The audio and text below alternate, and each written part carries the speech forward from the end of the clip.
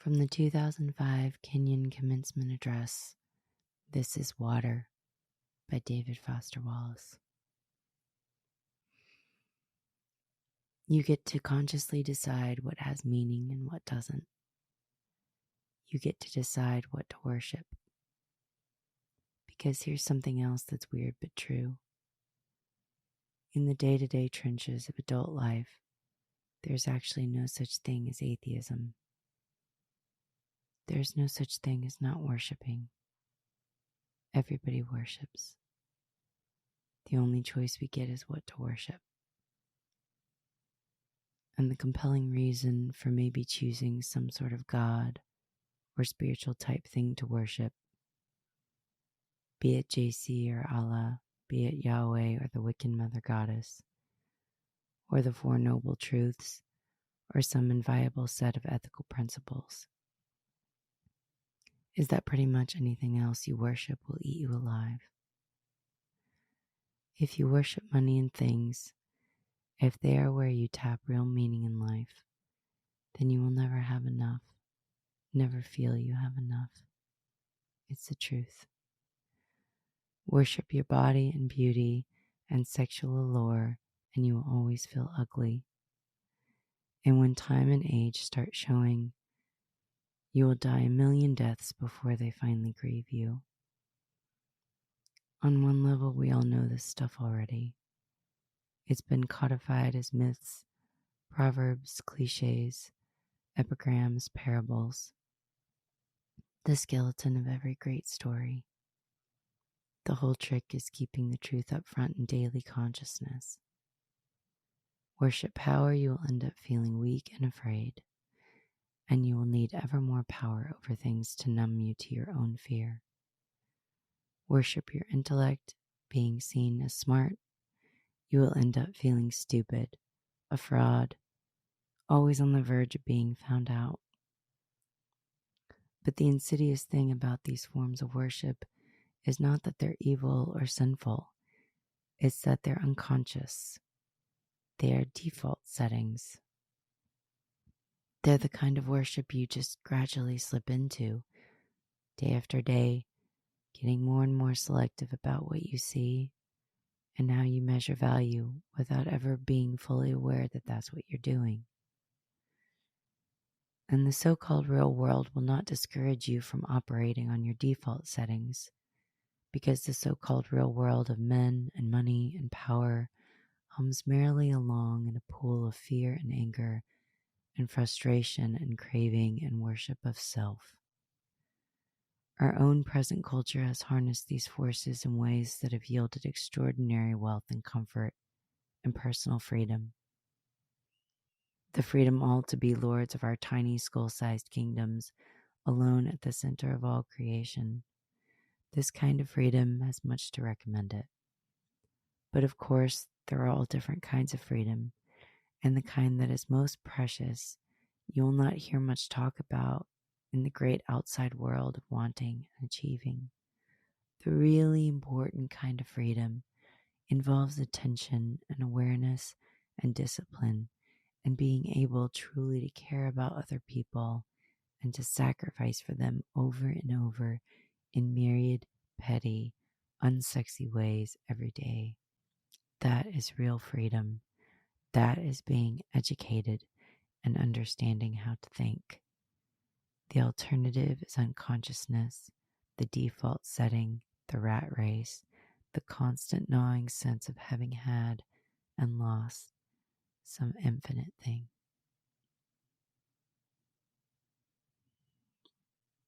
Hello, movie lovers. Welcome home. My name's Amy Hensarling, and you're listening to Watch This List.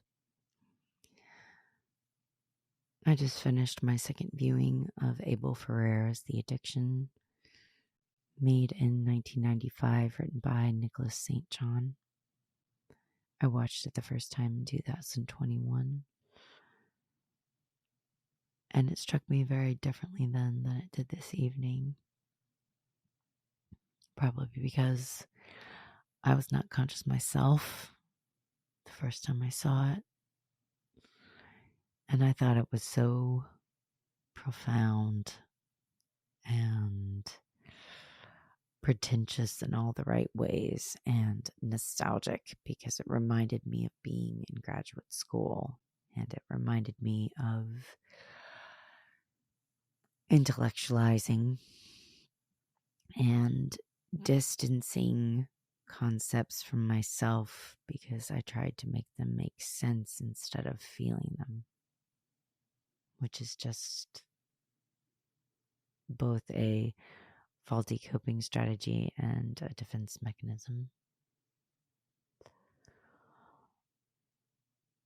But this evening, what struck me most was one aspect of the film that happens multiple times. Kathleen is our main character, who's a graduate student. She's turned into a vampire. And then, before turning others into vampires and acting on her compulsion, she tells her victims to tell her to stop and to go away, and that they don't want her, and she'll go. But they don't stop her. Some of them say, please go, but you get the sense that she senses that they don't actually want her to go. And she starts to resent them for this and say that it's actually their fault that they're victims because a part of them welcomes the evil in. And then she's just there to oblige. When the victim in the library says, doesn't this affect you at all? She says no, and that she isn't any worse than she was before. Why didn't you say get lost like you meant it? That's what she says.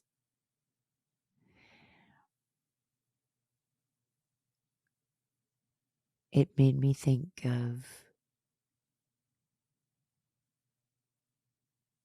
how I have a thought to act on something I know is wrong, whether it's gossip or a lie or something bigger than that. And I have a choice then.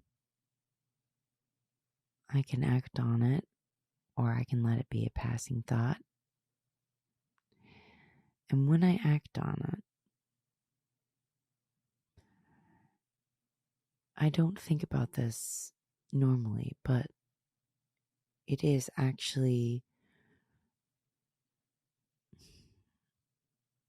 allowing the allure of the temptation to make rational sense. Because I don't think I do anything that doesn't make sense to me, at least at the time. So doing something that I willingly know is wrong isn't just participating in evil, or at least a distorted, damaging, self-destructive habit. It's also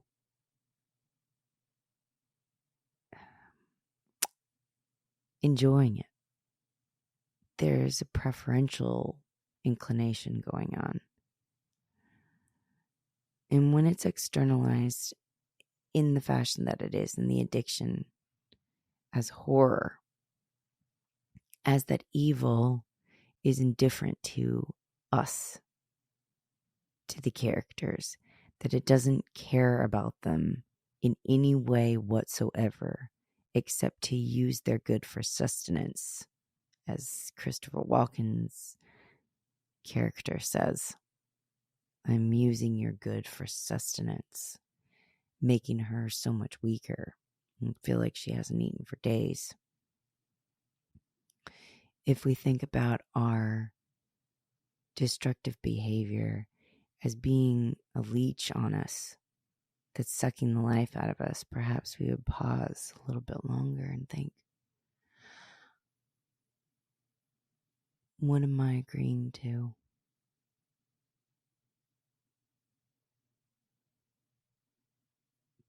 Because temptation is always dressed up as attractive and pleasurable and rewarding, even that you'll feel relief or reach some sort of peace of mind at the end.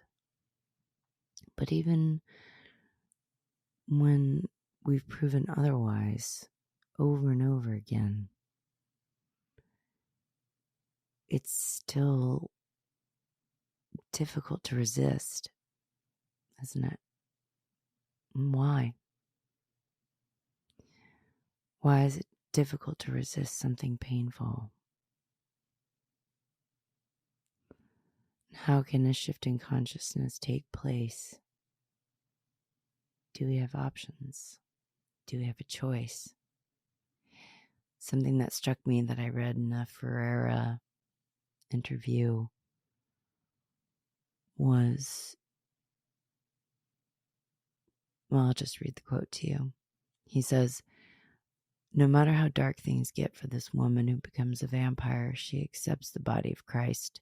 She is capable of changing. That's the difference between the script that Nikki writes and the script that I write. I had no idea that you could change or that it was even an option, especially at that point. But she takes the light. Again, this whole Christ is a literary device thing. Nicholas St. John is a Christian. The notion is very real to him. For me, it was hard to see the light when I was mired in the darkness. You know what I'm saying?" Which reminds me of when I first saw this in 2021, that I was still mired in the darkness. But there are these glimpses of consciousness sometimes that happen even in denial or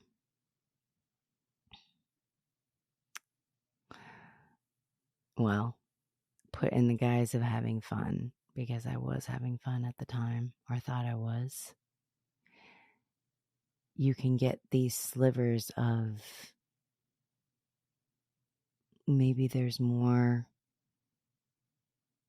than this place I'm stuck in, and maybe I don't actually enjoy it as much as I think.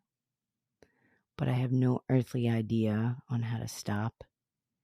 And the thought of giving something up that makes me like myself or gives me some sort of identity that I enjoy is impossible.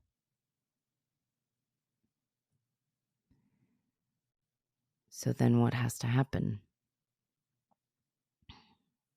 Nicholas St. John says that the reason he chose vampirism as a metaphor for evil is that he felt like it was symbolic of evil that lurks in all of us and only has to be awakened. As the vampire says at the end of the movie, which Ferrara and St. John go against, is that we do evil because we are evil. But Kathleen takes communion and confesses, and she is not doomed to that, which implies that they don't actually believe that. They have a character say it, but they don't believe it. What St. John is saying is that we have a character who's well educated, who should know better, who should be wise, who falls prey to the same evil instincts as everybody else. He says, quote, "We don't seem to learn," and I wrote a line to that effect for our vampire. "We just go around and around, and we never seem to learn." And then to come back to David Foster Wallace, the kind of freedom that's the most precious involves attention and awareness and discipline and being able to care about other people and to sacrifice for them over and over. Back to Ferrara, he says that you got to get outside yourself. You can't just walk around thinking the only thing that counts is me. You've got to think about something other than yourself. So, how can we possibly summon the resolution and the willingness to get rid of such overwhelming compulsions and desires? I think that ends up being the question for me from the film. There's a lot going on. There's being and nothingness and philosophizing and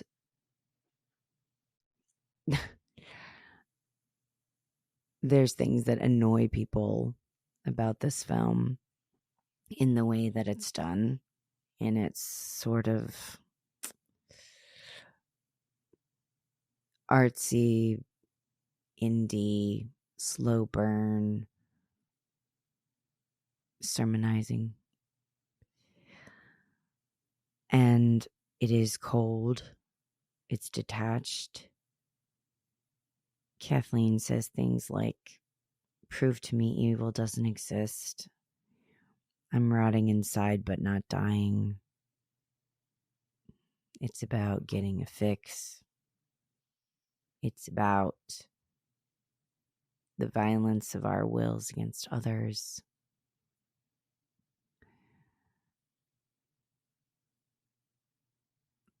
But to me, where I am now,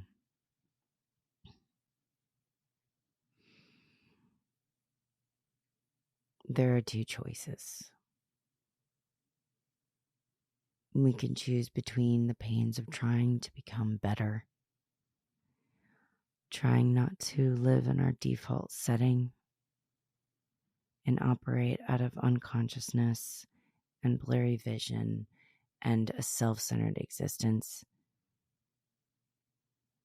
And there's the path of the penalties of failing to do that. What our life will be if we are on default.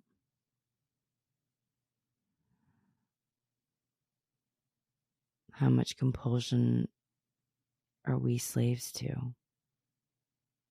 What do we want to stop but can't?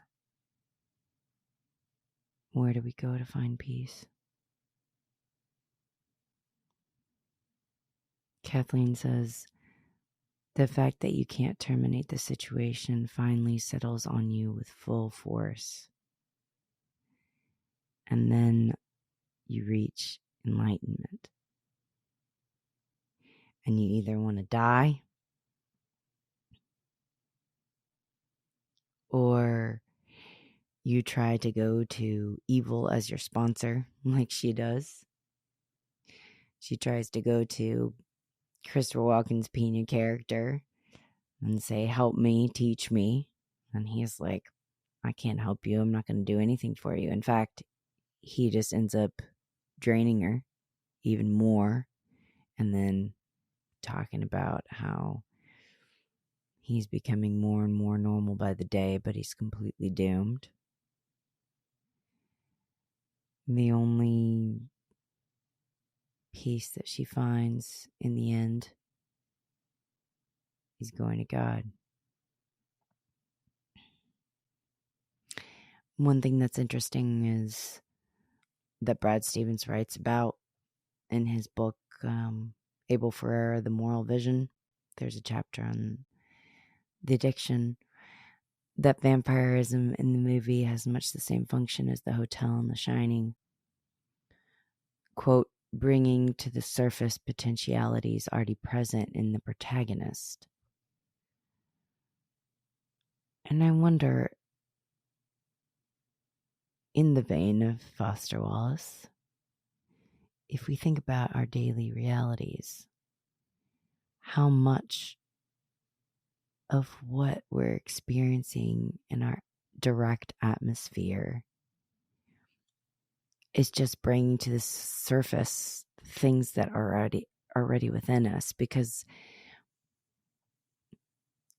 oftentimes I find myself reacting to situations in the exact same way that I did yesterday, because a lot of the situations I'm in are reoccurring. So why be so obsessed and preoccupied with getting angry that circumstances aren't changing when they're just a reflection of how I'm handling them? Because when I change, and I have changed, reality does shift. And I know this is true. I know that if I'm more patient with my family members, they're more patient with me. If I respond instead of react, they can pause and have a safe space to do the same. The more humility I have, the more I realize that not everything, in fact, is here to satisfy me. Not everything is here for me to use and drain the life out of. Then I can accept kindness and maybe even guidance or advice. And there is a shift. There is a change.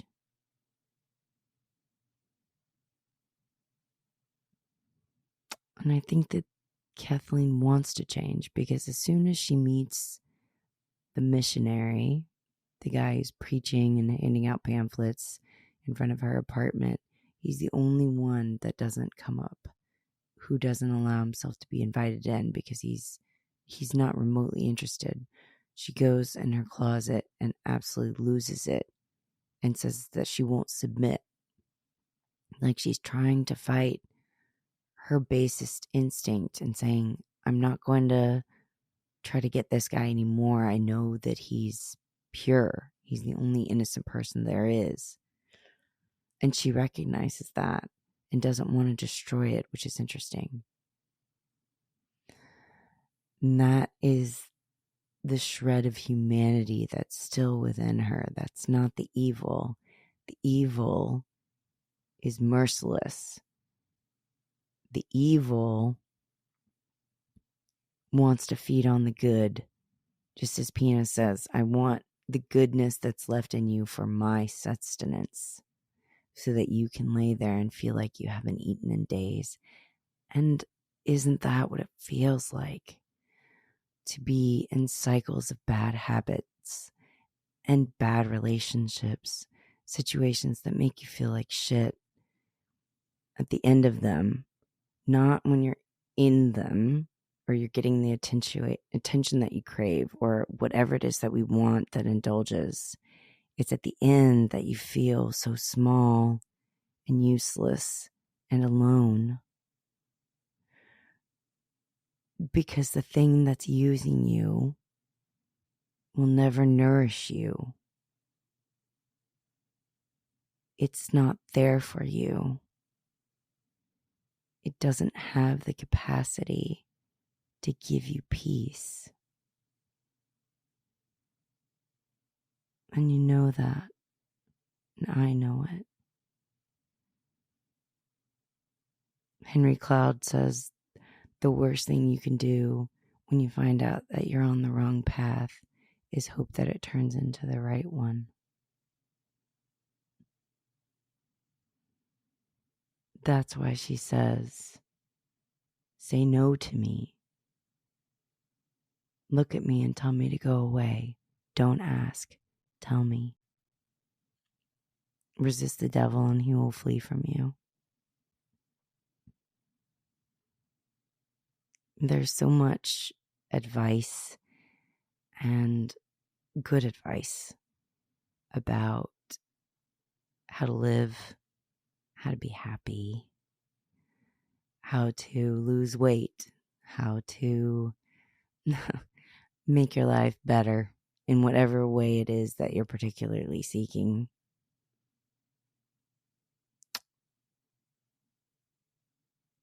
But I think that happiness is a lot simpler than we realize.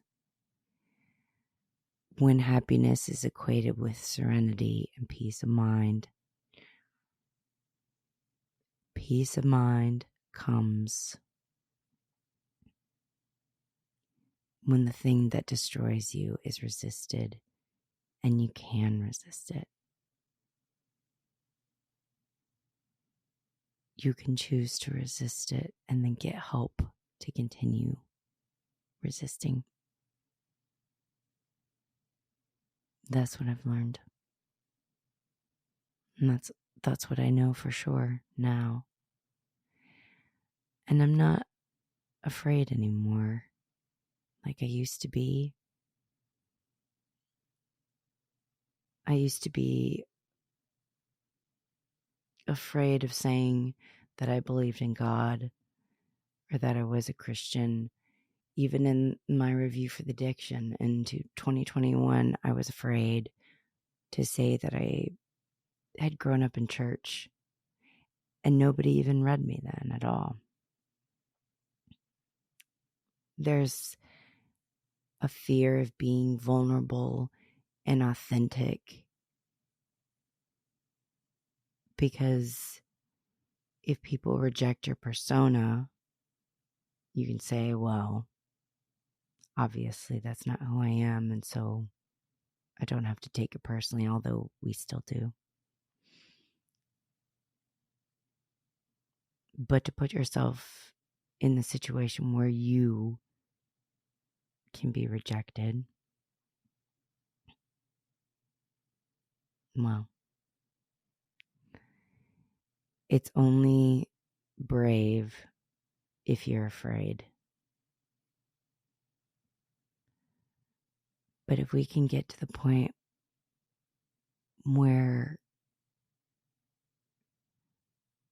we're no longer living for fixes and we aren't seeking out things that don't satisfy, that courage gets strengthened day by day, bit by bit.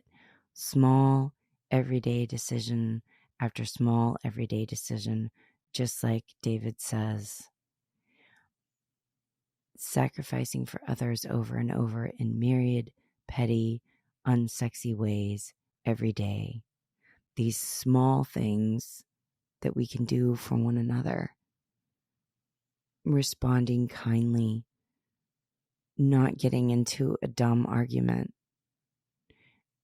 As the facilitator in the work says, let's keep this where it belongs, not where it can go. Removing yourself from a situation that you know could escalate. Not doing what you know is wrong. Not lashing out. But all these things feel good. Greed feels good. Lust feels good. Self-righteous anger feels really good. Acting superior to other people feels good. But where does it get you?